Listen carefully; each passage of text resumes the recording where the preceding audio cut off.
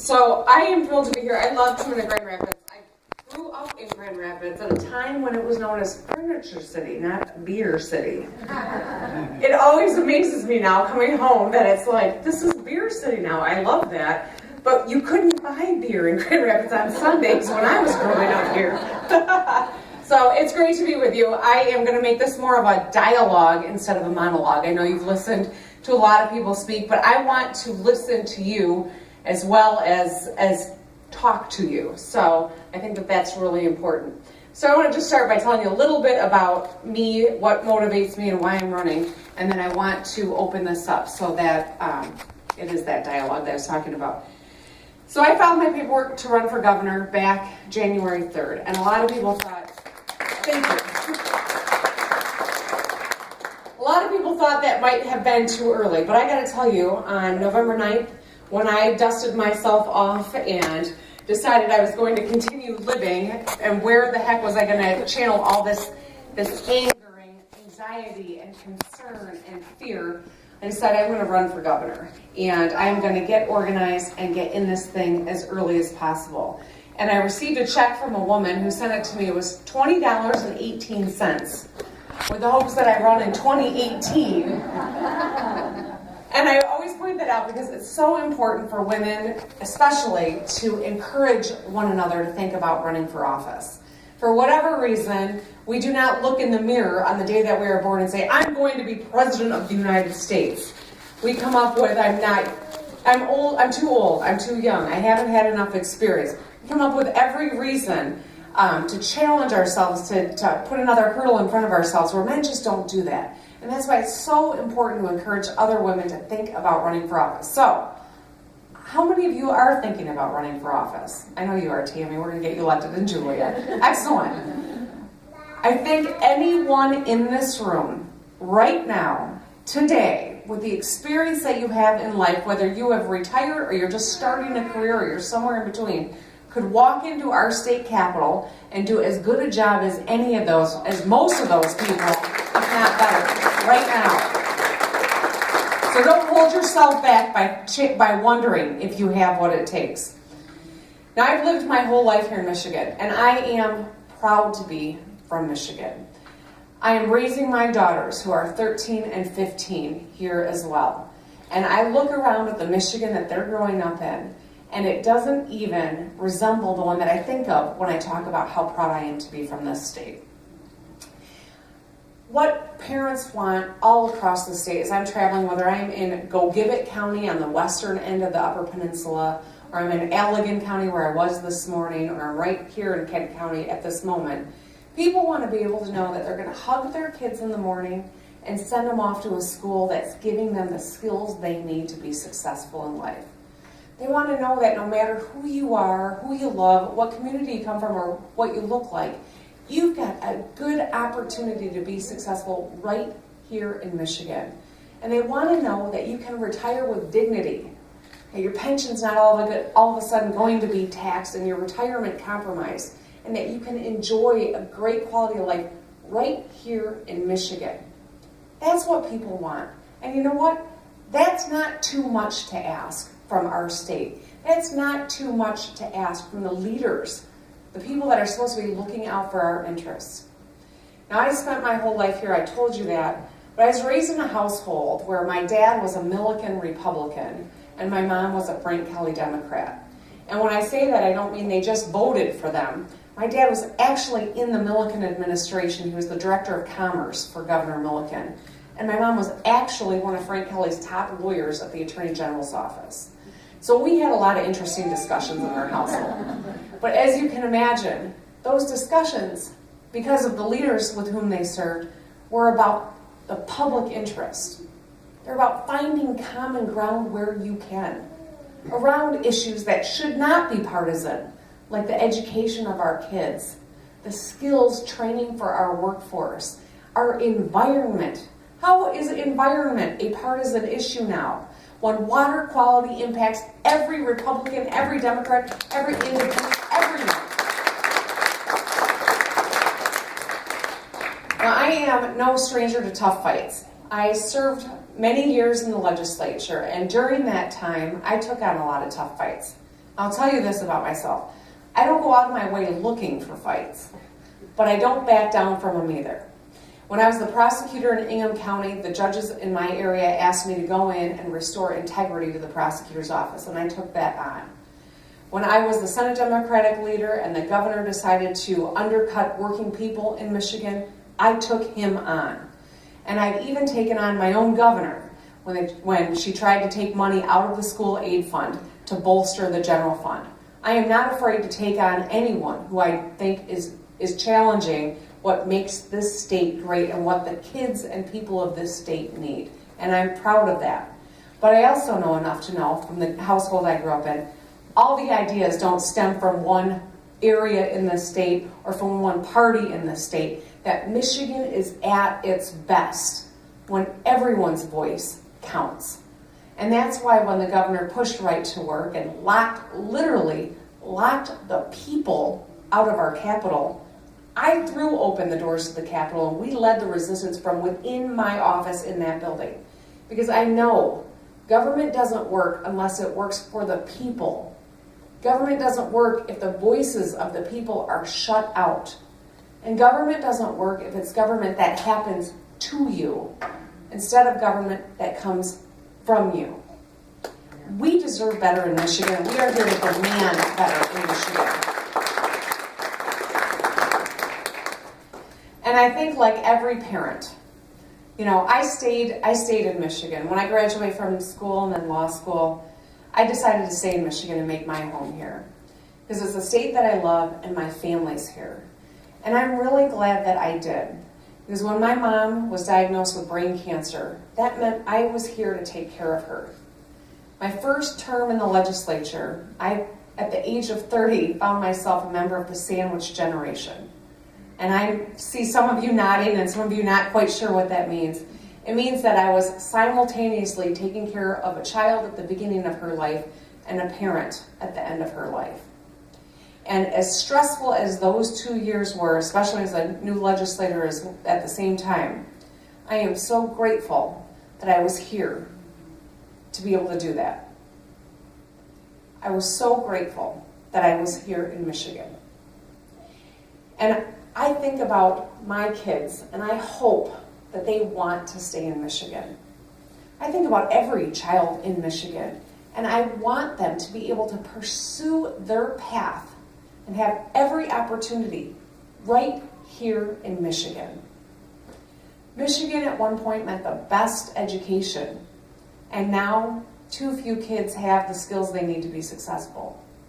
Michigan represented the best of the best, and now we are struggling and the people of the state are struggling. It's on us to rebuild this state, to demand the type of Michigan, the type of leadership that we deserve. And that's why I'm running for governor. So with that, I think I'd like to open it up and make this more of a dialogue so that we can talk about what you want to see in the platform that I'm working on building. So let's do that. Ready? All right, who wants to go first? Okay. Okay, here we go. Flint. Yes. Flint water. Okay, that is a question. It didn't sound like one, but it is. Yeah, no, absolutely. Flint water. So when I was in the legislature, I was the Senate Democratic leader. And when I took my oath of office, the Democrats had just lost the House, and that meant as the leader in the Senate, I was now the counterpoint to every Republican in state government. The governor ran through the Emergency Management Act. We always had an Emergency Management Act in Michigan, but it was emergency management on steroids, which absolutely took away a local community, whether it was a school district or it was a city, their whole ability to govern themselves, to undo contracts, to break promises to people that the city or the school district had contracts with. The people of the state, by a referendum, defeated that statute, and then the Republicans ran it again and put money in it to avoid the people's right of referendum. I'm telling you right now, as governor, I will veto any piece of legislation that has money in it to avoid the people's right of referendum.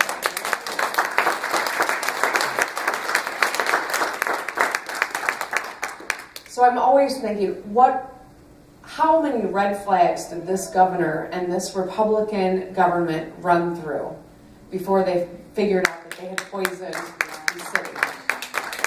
We just acknowledged the 3rd year acknowledgement of when Flint switched to, under emergency management, the Flint River as their source of water. For 2 years, the government told families, it's safe, relax. You know how many people I've met from Flint on this journey since I jumped into this race? I mean, a ton of them, but there's a story that has stayed with me. A woman who told me about, for 2 years, she questioned whether her water was fine because everyone knew the Flint River was not a clean water source. And she asked, is it fine, is it fine? But it looked fine, you could see through it, it didn't smell funny, it didn't taste funny. And they said, it's, relax, it's fine. Then she finds out how high the lead levels are in the water that she'd been handing her daughter for 2 years. Think about the guilt that this mother has. Her teenage daughter, whose reproductive organs are forming during this time. What is this going to mean, not just for her daughter, but maybe her daughter's kids if she decides to have some? What happened to the people of the city of Flint is unconscionable. And what's further unconscionable is that this leadership in Lansing right now continues to tout putting money in a rainy day fund. And people still cannot drink their water in Flint, much less they can't even bathe in it. So job one is pulling out all those pipes, doing it as fast as we can, not putting money in a savings account until everyone in the state has drinkable water. That is a fundamental right. You cannot live without water. It's unconscionable in the Great Lakes state of a city that can't drink. Okay, do we have...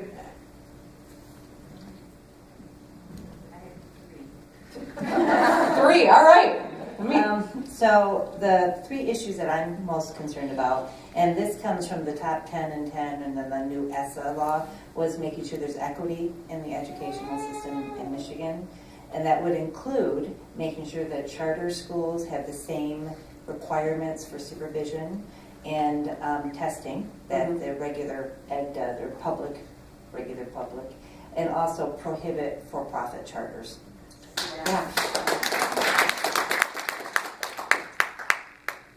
Education is without question one of the things that we are not getting right in Michigan. And education is one of those issues in other states that people on both sides of the aisle find their common ground on. Here in Michigan, it's become a partisan issue because we know that there are well-heeled interests that have used their considerable wealth and influence to defeat Republicans who don't agree with them and to push ones that they can push around. And now education is a partisan issue, and our kids are all paying a price for it. As a strong governor, unilaterally, now ultimately, I want to take back the state Senate. I want to take away the ability for legislators to draw their districts and have a nonpartisan commission do it. But a strong governor on day one can go in and start vetoing all these categorical funding, special interest projects, and infuse more resources into districts that serve an at-risk population and English language learners. And that in and of itself would have a huge boost in terms of helping districts that have disproportionate number of students that need additional support. And that kind of goes to the equity question that I think you raised. Charter schools in Michigan, the promise of charters was that they were going to be able to innovate, that they weren't going to be hampered by all of the restrictions that other schools have to abide. And by and large, charters have not produced any better success than the traditional public schools. In fact, some of them are worse. And in Michigan, 81% of our charter schools are for-profit. Do you know what the national average is of for-profit schools? 15%. So it tells you how far out of whack Michigan is from the national average. States like Tennessee, now I'm not saying we want to be Tennessee, but when you're at the back of the pack, you want to be anybody else. Tennessee is making strides. We want to be Massachusetts. We want to compete with the best of the best. But Tennessee is making strides. And one of the things that they've done is they have infused more resources into school districts with tougher socioeconomic challenges because that population needs more support. and they've outlawed for-profit charter schools. I offer the first one up as a concrete policy, and the second for thoughtful consideration, because that's ultimately a conversation that we need to be having in Michigan. So I thank you for raising both of those. Are you a teacher? Well, thank you for teaching. I think that's a profession that is not respected the way it should be, so I thank you for teaching.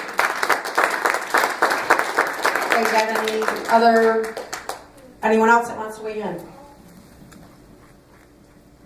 Maybe not a question about an issue, but how can I volunteer to host a house party for you? You just did. All right. and really, how do we connect Yes. to be able to volunteer in that kind of way? Okay. To help you. Thank you. Well, I think one of the lessons of 2016 is that we can't take anyone or anything or any vote or any community for granted.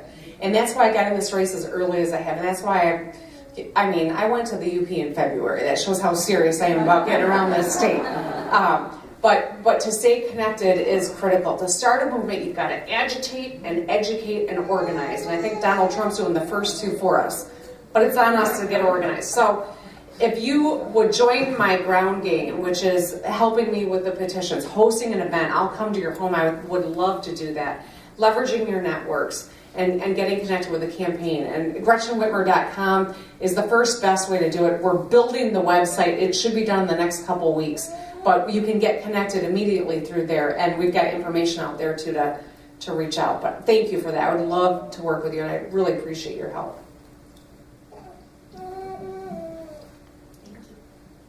Hi. I would like to see equality in wages between men and women, but then something that I don't hear as much about is the lower wages for positions that are traditionally held by women. So teachers, nurses, librarians, things like that. So what can we do to increase awareness of that issue as well? Thank you for raising that. You know, when the governor and the Republicans pushed right to work through the legislature, you know, I stood outside, and the vast majority of people that were there were teachers and nurses, because that's who has benefited the most from having the ability to collectively bargain the terms of their employment. And so when there was an attack on collective bargaining, women were hurt disproportionately more than men. And I made that point on the Senate floor, and people looked at me, and a couple even said, oh, you just try to turn everything into a women's issue. No, when unions actually were the first best way for women to get pay equity, because every employee was paid the same. And that was such an important thing for women and women professions like that. One of the strangest questions I've gotten on the campaign trail is, are you going to run as a woman? Right. I know, right? That's how I wanted to react, but I'm like, do I have a choice?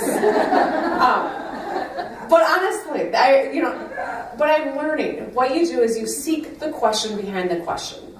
And the question is, of course, are you only going to talk about women's health issues, I think, or pay equity? But you know what? We have to figure out how to talk about these issues so that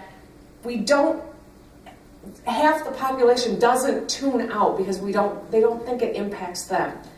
Pay equity impacts every one of us. It impacts our sons, who we don't have as much to provide for. It impacts our fathers if we're taking care of them at the end of their life, because we don't have the resources to do everything that we should and need to be able to do. It impacts our partners or our spouses when we don't contribute as much.